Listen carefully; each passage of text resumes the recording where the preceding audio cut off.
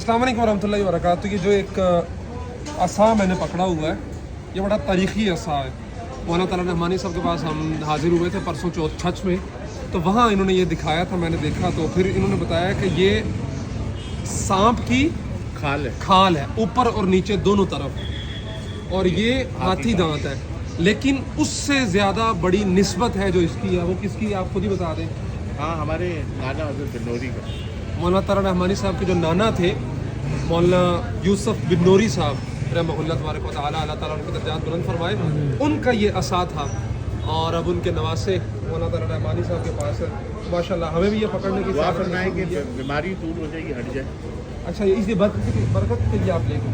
हाँ, वैसे मसनून भी है। अच्छा, मसनून तो खैर मसनून भी है। दुआ करें मौलाना ताला रहमानी साहब भी माशाल्लाह अब रूब सेहत हैं, लेकिन पिछले एक साल से जो है ना थोड़े से बीमार थे। अल्लाह ताला इनको सेहत अता फरमाए। और ये दूसरे तलहा भी आए हैं। जी, तलहतैन है आज तो।